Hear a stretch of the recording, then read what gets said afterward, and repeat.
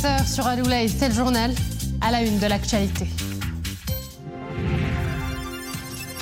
Dossier du Sahara marocain, l'envoyé personnel du secrétaire général de l'ONU pour le Sahara marocain, Staffan de Mistura, s'est entretenu hier avec le ministre des Affaires étrangères, de la coopération africaine et des Marocains résidant à l'étranger, Nasser Bourita.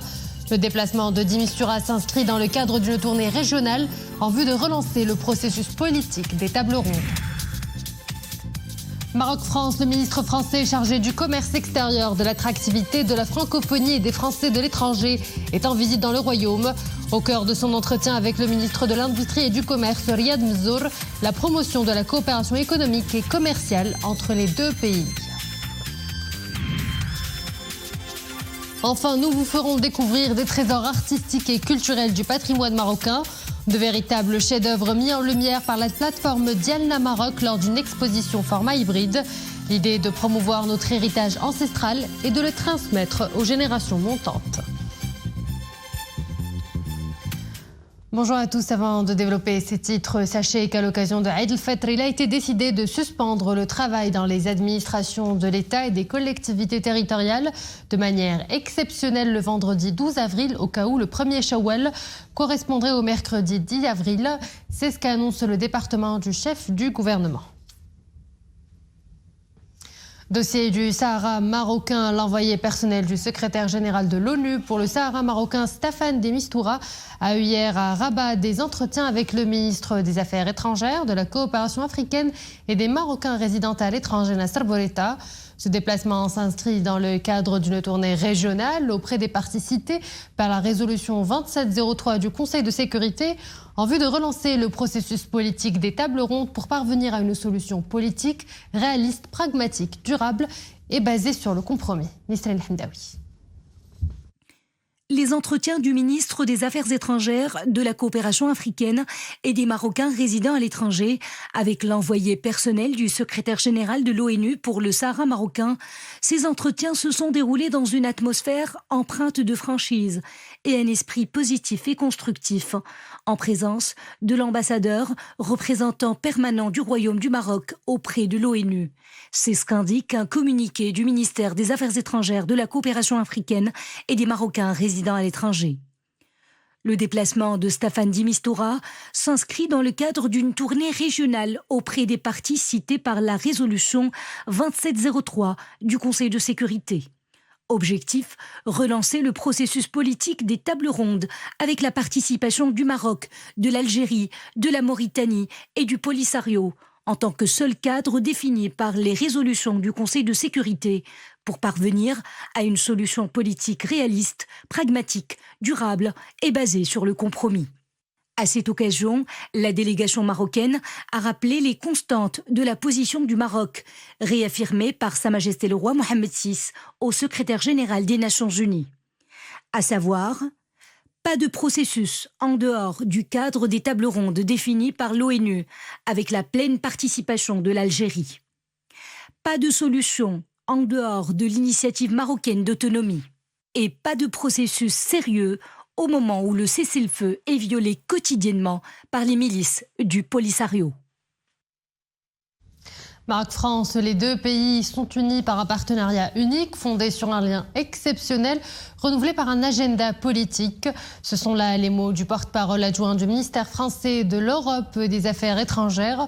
S'exprimant lors de son point de presse hebdomadaire, le porte-parole adjoint du Quai d'Orsay a affirmé que la première visite du ministre de l'Europe et des Affaires étrangères, Stéphane Séjourné, serait le point de départ d'autres visites, ajoutant que celle de Franck Rister, ministre délégué chargé du commerce extérieur, de l'attractivité, de la francophonie et des Français de l'étranger, fait partie de cette série de visites pour faire vivre le partenariat unique qui unit la France et le Maroc, qui est fondé sur un lien exceptionnel entre nos deux pays et qui est renouvelé par un agenda politique qui nous permet aujourd'hui de nous projeter sur les 30 prochaines années avec une feuille de route ambitieuse. Fin de citation.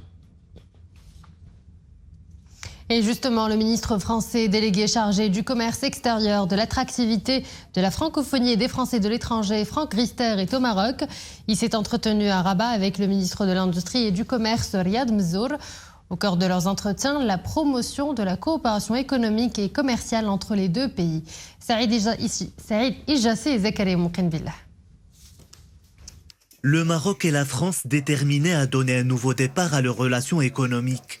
Dans un contexte international complexe, les deux pays réussissent à drainer les investisseurs et à développer des chaînes de valeur intéressantes, en particulier dans le domaine de la mobilité.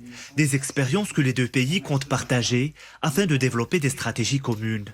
Beaucoup de projets à bâtir en commun, en matière industrielle, en matière de ville durable, en matière d'énergie renouvelable, pour relever les grands défis que nous partageons en matière de décarbonation de notre économie, en matière de transition énergétique, en matière de numérique, en matière industrielle.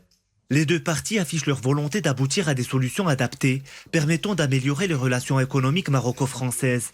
Déjà significatif et équilibré, le partenariat économique présente un potentiel de développement prometteur. La France est le deuxième partenaire commercial du Maroc dans le cadre d'une relation commerciale équilibrée, où depuis 2017, le Royaume bénéficie d'un excédent commercial.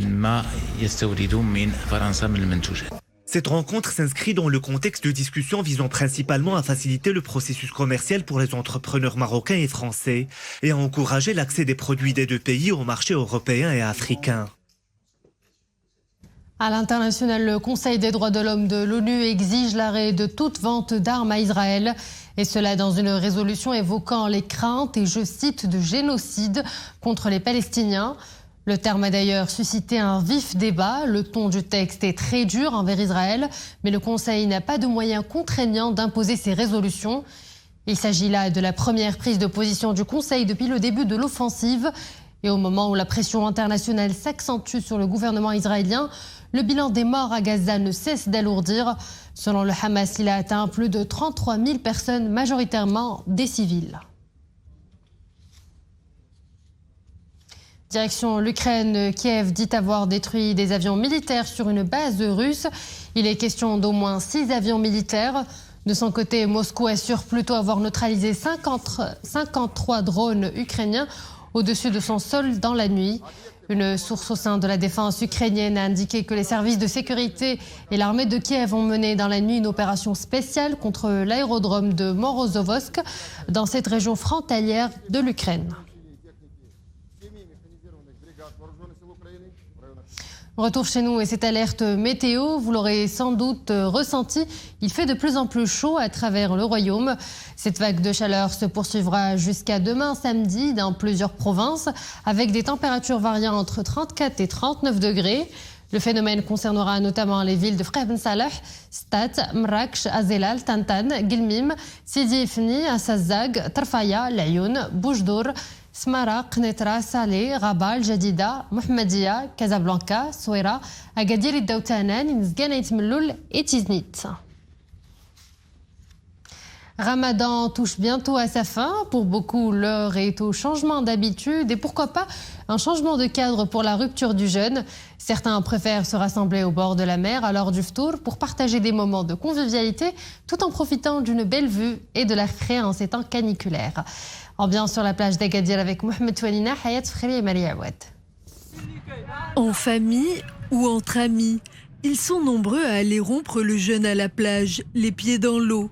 Une pratique qui s'invite de plus en plus dans notre quotidien ramadanesque, comme une envie de casser la routine et de fuir le stress accumulé tout au long de la journée. Il y a beaucoup de gens qui viennent rompre le jeûne ici sur la plage. Ils restent longtemps, parfois jusqu'à l'aube. C'est un moment de convivialité en plein air et à la bonne franquette.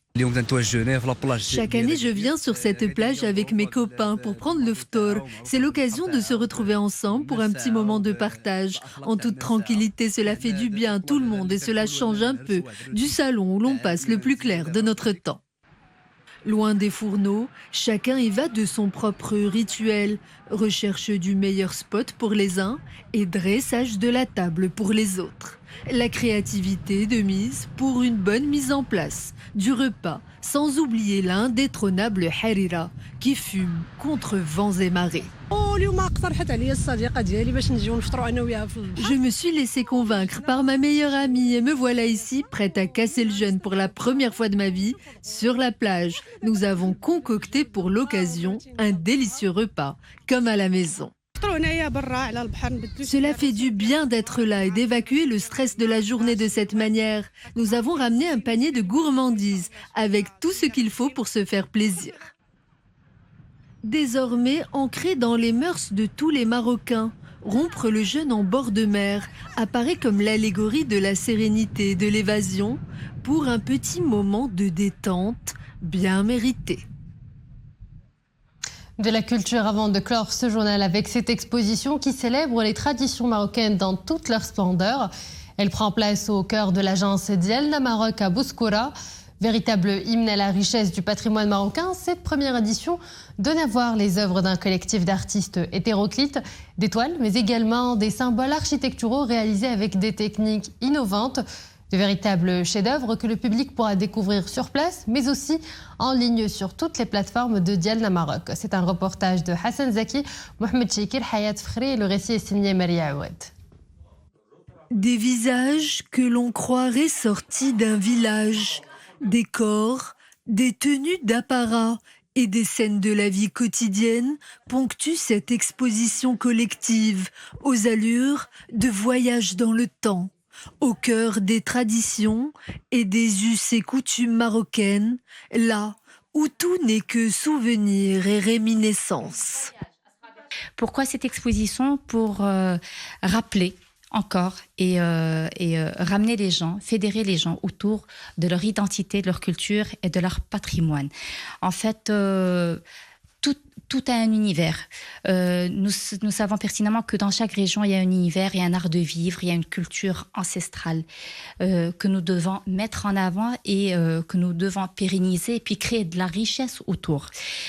Ici, sur cette exposition, on voit principalement les tableaux du patrimoine et donc chaque tableau raconte un thème, raconte Sahara, raconte les portes du patrimoine d'El Fès, ou là l'espace d'El Bab Boujloud. Mélange subtil entre la réalité prosaïque et l'imaginaire, ces œuvres donnent à voir une alchimie parfaite entre l'histoire et l'esthétique picturale au service du geste. Les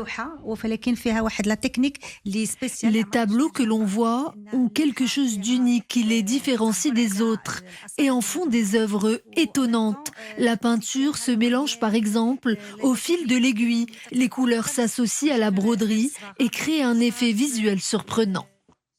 Donner à voir l'histoire millénaire du Maroc, terre de culture et de fraternité. Telle est la vocation de ces artistes passionnés, transmetteurs d'émotions, tels des traits d'union entre les générations. Les expositions sont faites principalement sur la plateforme Dielna Maroc, sur les plateformes numériques, et pour arriver à un grand nombre de public, pour que tous les Marocains peuvent avoir accès à ce patrimoine.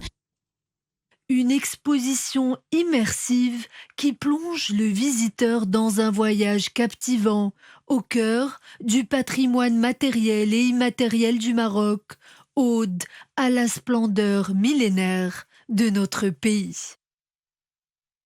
Et voilà, nous arrivons à la fin de cette édition. Merci à vous de l'avoir suivi. Excellente suite des programmes sur Al-Oula.